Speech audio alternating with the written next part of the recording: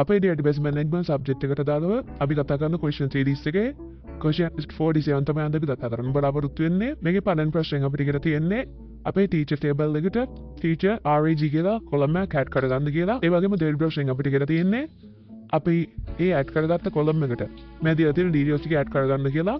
අපි අලුතෙන් add කරමු නිසා අතන details මුකුත් නැති නිසා. ඊළඟට තුන්වෙනි ප්‍රශ්නයෙන් අපිට කියලා තියෙන්නේ අපේ student table එකට column එකක් add කරගන්න student index කියලා. ඒ වගේම හතරවෙනි ප්‍රශ්නයෙන් අපිට කියලා තියෙන්නේ ඒ ඇඩ් කරගත්ත කොලම් එකට මේ දීලා තියෙන ඩීටේල්ස් ටික ඇඩ් කරගන්න කියලා.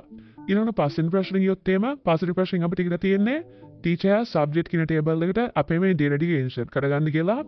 ඒ වගේම හයවෙනි ප්‍රශ්نين අපිට කියලා තියෙන්නේ අපේ student has subject කියන ටේබල් එකට details ටික insert කරගන්න කියලා. මේ තමයි අපිට බලා ගන්න හම්බ වෙන ප්‍රශ්න ටික. අපි යන බලමු මේවට උත්තර කොහොමද අපි හදාගන්න තියෙන්නේ කියලා. මම මේකේ උත්තර ටික පෙන්නන පාවිච්චි කරන්නේ අපේ mysql command line interface එක මම ඊළඟට open කරගන්නවා. මේ විදිහට අපේ mysql command line interface එක open කරගත්තා. ඒකේ පළවෙනි ප්‍රශ්නේ අපිට කියන තිබ්බේ අපේ teacher table එකට teacher RAG කියන column එකක් add කරන්න කියලා. අපි ඉස්සෙල්ලාම අපේ database එක select කරගන්න ඕනේ. ඒකට අපිට use කියලා අපේ database name එක දෙන්න පුළුවන්. මේ විදිහට අපේ database එක මේක select කරනවා.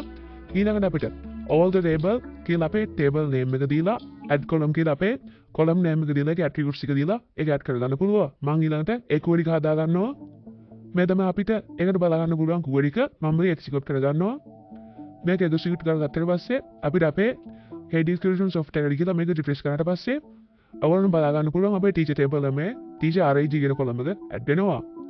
ඊළඟට අපිට දෙවෙනි ප්‍රශ්නේ කියලා තිබ්බේ ඒ add කරගත්ත column එකට data ටික add කරගන්න කියලා. අපිට මෙතනදී insert queries පාවිච්චි කරන්න හැකියාවක් නැහැ data add කරන්න තිබ්බත් මොකද අපේ ඊටු data ටික පිළිලා තියෙන නිසා අපිට මෙතනදී update queries තමයි පාවිච්චි කරන්න සිද්ධ වෙන්නේ. ඒකෙදි පළවෙනි teacherට update කරන query ටික මම මේ විදිහට add කරගන්නවා.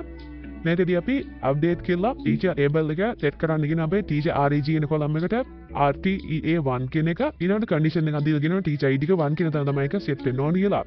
මම මේක මේ විදිහට execute කරගන්නවා. ඊට පස්සේ ඕන බලා ගන්න පුළුවන් ඒක සාකස් විදිහට මෙතනින් අපිට වෙනවා. මේ විදිහට මම අපේ ඉතුරු teachers හතර දෙනාටත් මේ update query එකම set කරගන්නවා.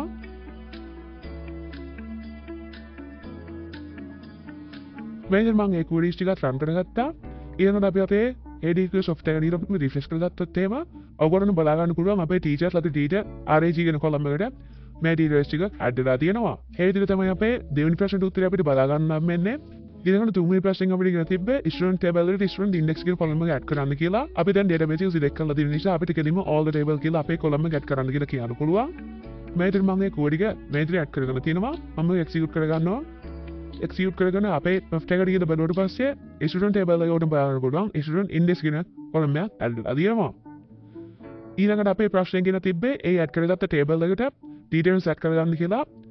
අපිට මේක කරගන්න තියෙන්නේ teacher table එකේ details add කරගත්තා වගේමයි update queries පාවිච්චි කරලා ඒකෙදි පළවෙනි student ගේ query එකට බලා ගන්න හම්බෙන්නේ මේ විදියට. ඒදිත් කලින් වගේම අපේ student index එකට අපිට දීලා තියෙන RSTU001 කියන එක add කරන්න කියලා තියෙනවා. condition එකක් දීලා අපේ 1 කියන student තමයි ඒක add කරන්න ඕන කියලා කියලා තියෙනවා. මේ විදිහට මම පළවෙනි student name එක add කරගන්නවා. අවරම බලා ගන්න පුළුවන් ඒක successfully අපිට add වෙනවා. මේ විදිහට මම ඊටු students ලා පස් දෙනාට මේක add කරගන්නවා.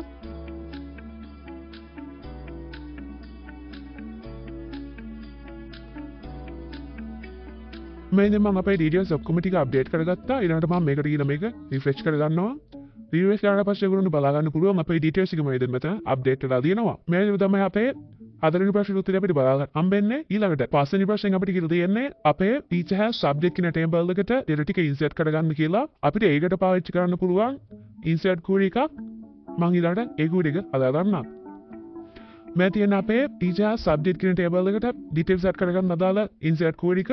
මේකදී අපි ID subject සහ teacher ID කියන ඒවා තමයි details add කරගන්නේ. values කියලා අපි මෙතනින් bulk query එක දාන්න තියෙනවා අපේ details ටික add කරගන්න. මම මේක මෙතන execute කරගන්නවා.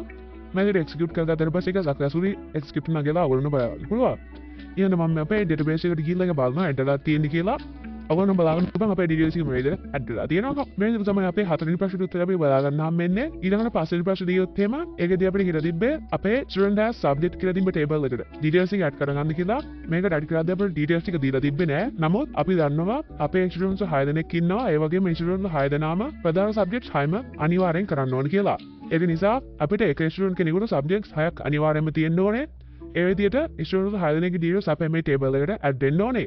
ඒ තොරතුරු අනුව අපි අපේ insert query හදාගමු. මෙදින් අපේ insert query එක මේකදී අපි ස්ටුඩන්ට් සබ්ජෙක්ට් ටේබල් එකට ස්ටුඩන්ට් ID සහ සබ්ජෙක්ට් ID කියන දෙක insert කරනවා. values විදිහට අපේ පළවෙනි ස්ටුඩන්ට් ගේ සබ්ජෙක්ට්ස් 6ක් තියෙනවා. ඒ 6 මේ විදිහට දෙවෙනි ස්ටුඩන්ට් ඒ විදිහට වගේම ස්ටුඩන්ට් 6 ළඟ ඩීටේල්ස් අපිට මෙතනින් බලා ගන්න පුළුවන්. මම මේක මේ විදිහට එක්සිකියුට් කරගන්නවා. මේ විදිහට සක්සස්ෆුලි එක එක්සිකියුට් වුණාට පස්සේ අපිට අපේ Hades skill software එක දීලා බලන්න පුළුවන් මේක ඇඩ් වෙලාද තියෙන්නේ කියලා. ඔයගොල්ලෝ බලා ගන්න පුළුවන් අපේ ඩීටේල්ස් එක මේ විදිහට ඇඩ් වෙලා තියෙනවා. අපේ පළවෙනි ස්ටුඩන්ට් ගේ ඩීටේල්ස් මේ විදිහට දෙවෙනි ස්ටුඩන්ට් තුන්වෙනි ස්ටුඩන්ට් 4 5 6 ස්ටුඩන්ට්ස් 6 දෙනාගේම ඩීටේල්ස් අපිට මේ විදිහට බලා ගන්න පුළුවන්. මේ විදිහට තමයි අපේ question set 47 වලට අදාළ ප්‍රශ්න වල උත්තර ටික අපිට බලා ගන්න හම්බෙන්නේ. අපි question set 48 එකත් එක්ක ඊළඟ වීඩියෝ එකේදී හම්බෙමු.